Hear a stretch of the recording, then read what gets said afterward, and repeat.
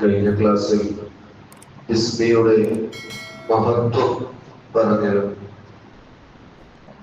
ഹബീബായ റസൂലുള്ളാഹി സ്വല്ലല്ലാഹു അലൈഹി വസല്ലം തങ്ങൾ മിഅ്റാജിന്റെ രാത്രിയിൽ സ്വർഗ്ഗത്തിനെ കാണിക്കപ്പെട്ടപ്പോൾ അവിടുന്ന് പറയുകയാണ്, ഞാൻ സ്വർഗ്ഗത്തിൽ 4 പുഴകൾ ഒലിക്കുന്നതായി കണ്ടു.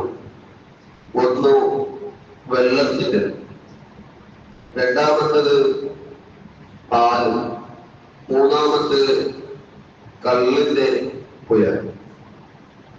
സ്വർഗത്തിന്റെ കള്ള് നമുക്ക് ജായിസാണ്. നാലാമത്തത് തേൻ.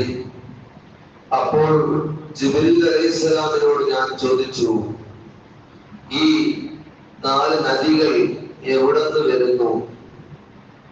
എവിടത്തേക്ക് ഈ നദികൾ പോയി എത്തുന്നു? ജിബ്രീൽ അലൈഹിസ്സലാം പറയുന്നു, ഇത് വരുന്നത്, പോകുന്നത്, പോയി എത്തുന്നത് ഹൗലിലേക്കാണ്. പക്ഷേ ഇത് എവിടുന്ന് തുടങ്ങുന്നു, എവിടുന്ന് വരുന്നു എന്ന് എനിക്കും അറിയില്ല എന്ന് ജിബ്രീൽ അലൈഹിസ്സലാം പറയുകയാണ്. അപ്പോൾ നിങ്ങൾ അല്ലാഹുവിനോട് പ്രാർത്ഥിക്കുക, അറിയിച്ചു തരാൻ വേണ്ടി. അങ്ങനെ ഞാൻ അല്ലാഹുവിനോട് ദുആ ചെയ്തപ്പോൾ ഒരു മലക്ക് വന്നു. എന്നിട്ട് എനിക്ക് സലാം പറഞ്ഞു. എന്നിട്ട് പറഞ്ഞു, യാ മുഹമ്മദ് നിങ്ങൾ കണ്ണു ചിമ്മുക. അങ്ങനെ ഞാൻ കണ്ണു ചിമ്മിയപ്പോൾ എനിക്ക് പറഞ്ഞു, ഇഫ്തഹായിനെ, ഇപ്പോൾ തുറക്കുക. അങ്ങനെ കണ്ണ് തുറന്നു നോക്കിയപ്പോൾ ഞാനൊരു സ്വർഗത്തിലെ ഒരു മരത്തിന്റെ അടിയിലാണ്. ആ മരത്തിന്റെ അടുത്ത് ഒരു കുമ്പറുണ്ട്. മുത്തിന്റെ വെളുത്ത മുത്തിനാലുള്ള ഒരു കുമ്പ. അങ്ങനെ വലിയ കുമ്പ കാണുമ്പോൾ അതിന്റെ വാതിലിനടുത്തേക്ക് ഓടി. അങ്ങനെ നോക്കുമ്പോൾ അത് ചുവന്ന സ്വർണത്തിന്റെ വാതിലാണ്. അങ്ങനെ അതിലേക്ക് ലോക്കുണ്ട്. മാത്രവുമല്ല, അത്രയും വലിയ കുമ്പം, അതിൽ എല്ലാ ജനങ്ങളും ദുനിയാവിന്റെ ജിന്നും എല്ലാം ഒരുമിച്ച് കൂടിയാലും എന്താവും, ഒരു പർവ്വതത്തിൽ ഒരു പക്ഷി ഇരുന്നത് പോലെ മാത്രം കാണും. അത്രയും വിശാലമായ കുബ്ബയാണ്. അങ്ങനെ ഞാൻ ഈ പുഴകൾ എവിടുന്ന് വരെ നോക്കുമ്പോ ഈ കുബ്ബയുടെ ഉള്ളിൽ നിന്ന് 4 ഹാറുകൾ, പുഴകൾ ഒലിച്ചു വരുന്നു. അത് ഞാൻ മടങ്ങാൻ വേണ്ടി ഉദ്ദേശിക്കുമ്പോ മലക്ക് ചോദിക്കും, നിങ്ങളുടെ ആ കുബ്ബയിലേക്ക് പ്രവേശിക്കാത്തത്? ഞാൻ പറഞ്ഞു, എങ്ങനെ പോകും? അതിൽ ലോക്കിട്ടിരിക്കുകയാണ്. അപ്പോൾ പറഞ്ഞു, അതിന്റെ ലോക്ക് തുറക്കാനുള്ള താക്കോൽ എന്താണ്? ബിസ്മില്ലാഹിർ റഹ്മാനിർ റഹീം പറഞ്ഞാൽ മതി. അങ്ങനെ ഞാൻ ബിസ്മില്ലാഹിർ റഹ്മാനിർ റഹീം എന്ന് അതിന്റെ അടുത്തേക്ക് പോയി പറഞ്ഞപ്പോൾ ഓട്ടോമാറ്റിക്കായി ലോക്ക് തുറക്കുന്നു. അങ്ങനെ ആ കുബ്ബയിലേക്ക് ഞാൻ പ്രവേശിച്ചു നോക്കുമ്പോൾ അവിടുന്ന് 4 നദികൾ ഒലിച്ചു വരുന്നു. ഏതാണത്? ആ കുബ്ബ നിൽക്കുന്ന 4 പില്ലറിന്റെ അടിയിൽ നിന്നാണ് 4 നദികൾ ഒലിക്കുന്നത്. ഒന്നാമത്തെ പില്ലറിൽ 4 പില്ലറുകളിലും തൂണുകളിലും ബിസ്മില്ലാഹിർ റഹ്മാനിർ റഹീം എന്ന് എഴുതപ്പെട്ടതായി കണ്ടു. ഒന്നാമത്തെ ആ തൂണിന്റെ ഇസ്മിയുടെ മീമിന്റെ ആ ഉള്ളിൽ നിന്നാണ് ഒരു പുഴ ഒലിച്ചു വരുന്നത്. അതേതാണ്? വെള്ളത്തിന്റെ പുഴ. അങ്ങനെ രണ്ടാമത്തെ തൂണിൽ അല്ലാഹു എന്ന ആ ഹായിൽ നിന്നാണ് രണ്ടാമത്തെ പുഴ, അത് പാലിന്റെ പുഴ ഒലിച്ചു വരുന്നത്. മൂന്നാമത്തെ തൂൺ, അതിൽ റഹ്മാനിന്റെ മീനിൽ നിന്നാണ് കള്ളിന്റെ നദി ഒലിച്ചു വരുന്നത്. അതുപോലെ 4ാമത്തെ തൂണിന്റെ റഹീം എന്നതിന്റെ മീനിൽ നിന്നാണ് ഈ തേനിന്റെ പുഴ ഒലിച്ചു വരുന്നതായി ഞാൻ കണ്ടു. അപ്പോൾ അവിടുന്ന് മലക്ക് എന്നോട് വീണ്ടും പറഞ്ഞു, യാ മുഹമ്മദ്, അല്ലാഹു തആല പറയുകയാണ്, മൻ ദക്കറനി ബിഹാദിഹിൽ അസ്മാഇ മിൻ ഉമ്മതിക ബിഖൽബിൻ ഖാലിസിൻ മിൻ റിയാഇൻ വഖാല ബിസ്മില്ലാഹിർ റഹ്മാനിർ റഹീം സഖൈതുഹു മിൻ ഹാദിഹിൽ അൻഹാർ. തങ്ങളുടെ ഉമ്മത്തികളിൽ ആരെങ്കിലും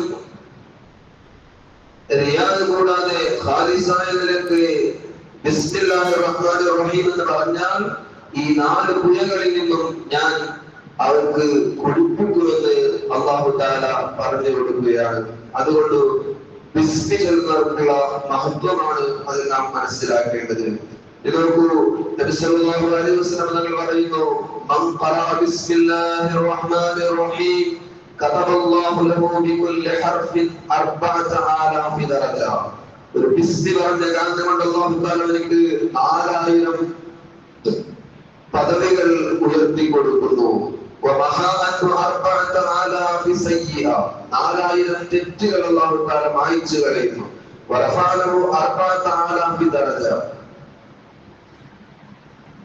അവർക്ക് അല്ലാഹു തആല 4000 പദവികൾ ഉയർത്തി കൊടുക്കുന്നു.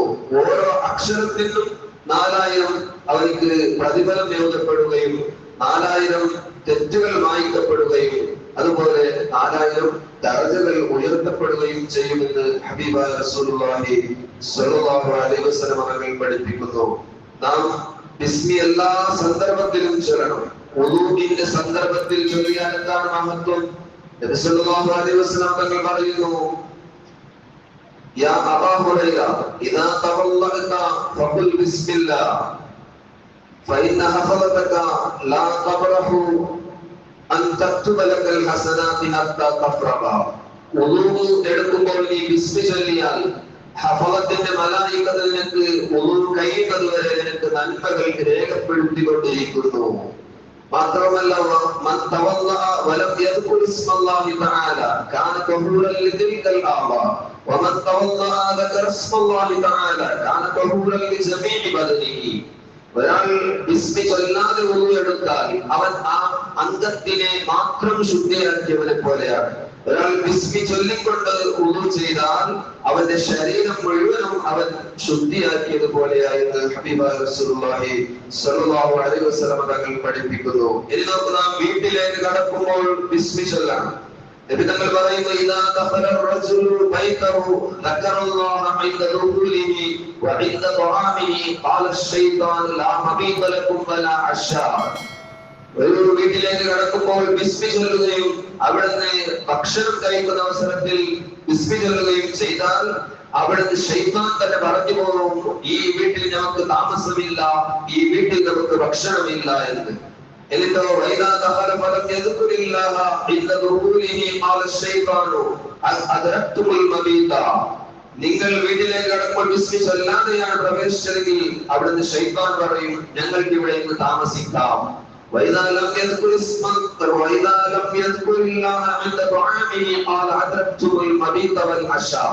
അങ്ങനെ നിങ്ങൾ ഭക്ഷണം കഴിക്കുമ്പോൾ ബിസ്മി ചൊല്ലാതിരുന്നാൽ ശൈത്താൻ പറയും, ഞങ്ങൾക്ക് ഇവിടെ താമസവുമുണ്ട് ഭക്ഷണവുമുണ്ട്.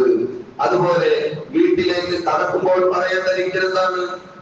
അല്ലാഹുമ്മ ഇന്നി أسألك خير المولد وخير المخرج بسم الله ولجنا وبسم الله خرجنا وعلى الله ربنا توكلنا എന്ന് പറഞ്ഞുകൊണ്ടായിരിക്കണം നാം സലാം ചൊല്ലാൻ തുടങ്ങേണ്ടത്. ഈ ദിക്ർ ചൊല്ലിയതിനു ശേഷം വലത് കാലിൽ കൊണ്ട് പ്രവേശിച്ച് പിന്നീട് വീട്ടിലുള്ളവർക്ക് സലാം പറഞ്ഞ് കടക്കണം. വീട്ടിൽ നിന്ന് പുറപ്പെടുമ്പോൾ എന്ത് ചൊല്ലണം? ഇദാ ഖറജ റജുലു മിൻ ബൈതിഹി ഫഖാല ബിസ്മില്ലാഹി തവക്കൽതു അലല്ലാഹി ലാ ഹൗല വലാ ഖുവത ഇല്ലാ ബില്ലാഹ്. വീട്ടിൽ പുറപ്പെടുമ്പോൾ ഈ ദിക്ർ ചൊല്ലിയാൽ അവിടുന്ന് അവനോട് പറയപ്പെടും, ഹുദീത വകുഫീത വഉഖീത, നിന്നെ ഹിദായത്തിലാക്കപ്പെട്ടു, നേർവഴിയിലാക്കപ്പെട്ടു, നിനക്ക് കാക്കപ്പെട്ടു, നിന്നെ സംരക്ഷണം ലഭിക്കപ്പെട്ടു. അങ്ങനെ ശൈത്താൻ അവനിൽ നിന്ന് വിട്ടുപോകും. ശൈത്താൻ എന്ന് പറയുന്നു, ശൈത്താൻ പറയും,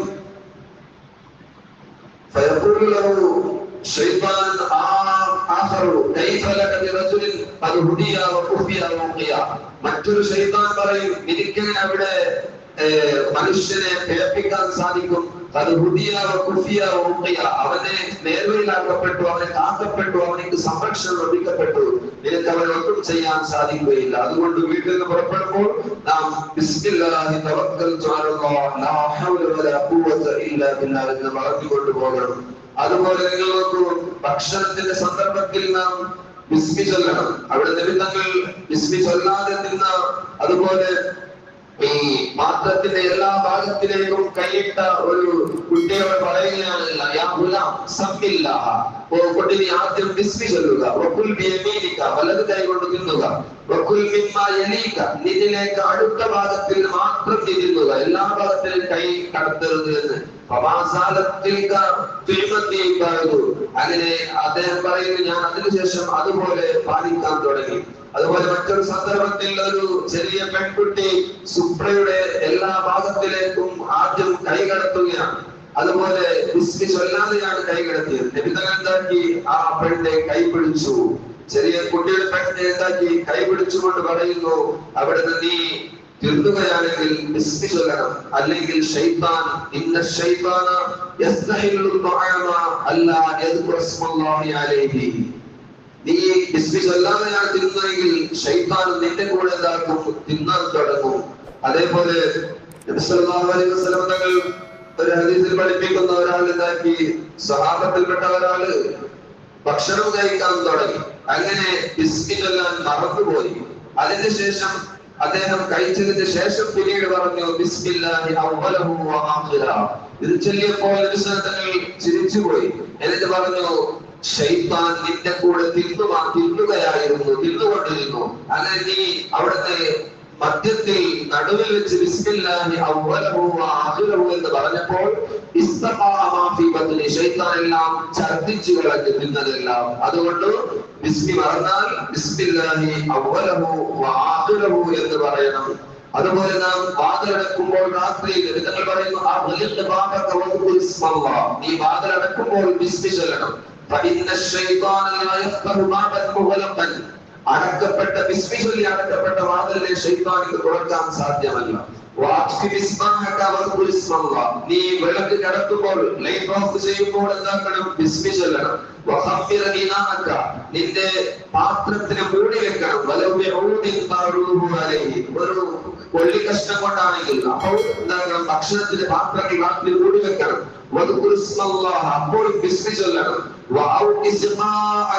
നിന്റെ വെള്ളത്തിന്റെ പാത്രങ്ങൾ കെട്ടിവെക്കണം. ആദ്യത്തെ കാലത്തിൽ അത് കെട്ടിവെക്കണം. ഇപ്പോൾ എന്താക്കണം, വെള്ളത്തിന്റെ പാത്രവും ഭക്ഷണത്തിന്റെയും മൂടി വെക്കുമ്പോഴും അപ്പോഴും ബിസ്മി ചൊല്ലണം, അല്ലെങ്കിൽ അവിടെ ശൈത്താൻ പ്രവേശിക്കും. അതുപോലെ നാം വസ്ത്രം ധരിക്കുമ്പോൾ ബിസ്മി ചൊല്ലണം. അവിടെ നിങ്ങൾ പഠിപ്പിക്കുന്നു, നിങ്ങൾ പുതിയ വസ്ത്രം ധരിച്ചാൽ അല്ലാഹുമ്മ ലക്കൽ ഹംദു അൻത കസൗതനി അസ്അലുക മിൻ ഖൈരിഹി വ ഖൈരി മാ സുനിഅ ലഹു വ അഊദു ബിക മിൻ ശർരിഹി വ ശർരി മാ സുനിഅ ലഹു എന്ന് പറഞ്ഞുകൊണ്ട് നിങ്ങൾ ബിസ്മിയോട് കൂടിയായിരിക്കണം വസ്ത്രം ധരിക്കേണ്ടത്. അതുപോലെ വസ്ത്രം മാറുമ്പോൾ, നാം സാധാരണ ഡെയിലി വസ്ത്രം മാറി ചേഞ്ച് ആക്കുമ്പോൾ എന്താക്കണം, ബിസ്മി ചൊല്ലിയായിരിക്കണം. കാരണം അവിടെ ശൈത്താനിക്ക് നമ്മുടെ ഔറത്ത് കാണാൻ സാധ്യമല്ല നാം ബിസ്മി ചൊല്ലുകയാണെങ്കിൽ. അതുപോലെ ബാത്റൂമിലേക്ക് പ്രവേശിക്കുമ്പോഴും ബിസ്മി ചൊല്ലണം. അതുപോലെ എല്ലാ സന്ദർഭത്തിലും ഭാര്യയുമായി ബന്ധപ്പെടുമ്പോൾ പോലും തങ്ങൾ പഠിപ്പിക്കുന്നു, തന്റെ ഭാര്യയുടെ അടുത്തേക്ക് ചെല്ലാൻ ഉദ്ദേശിച്ചാൽ ആദ്യം ബിസ്മി ചൊല്ലണം. പിന്നീട് അല്ലാഹുമ്മ ജന്നിബന ശൈത്താന വജന്നിബ ശൈത്താന മാ റസഖ്തനാ എന്ന് ചൊല്ലിയായിരിക്കണം ഭാര്യയുമായി ബന്ധപ്പെടേണ്ടത്. എന്നാൽ ഫഇന്നഹു യുഖദ്ദർ ബൈനഹുമാ, അവർ രണ്ടാളുടെയും ഒരു വലതും ഒരു കുട്ടിയെ അല്ലാഹു തആല കണക്കാക്കുകയാണെങ്കിൽ ഫീദാലിക, ആ ജിമാഇൽ വെച്ച് ഒരു കുട്ടി അല്ലാഹു കണക്കാക്കിയാൽ ലം യദുറു ശൈത്താൻ അബദ, ആ കുട്ടിയിലേക്ക് ഒരിക്കലും തന്നെ ശൈത്താനിന്റെ ബുദ്ധിമുട്ടുണ്ടാവുകയില്ല. അതുകൊണ്ട് നാം എല്ലാ സന്ദർഭങ്ങളിലും ബിസ്മി ചൊല്ലി ജീവിതത്തിൽ പതിവാക്കണം. അല്ലാഹു സുബ്ഹാനഹു വ തആല ബിസ്മിയുടെ ബറക്കത്ത് കൊണ്ട് വിജയിച്ചവരിൽ നമ്മെ പെടുത്തുമാറാവട്ടെ. അർഹമർ റഹീമായ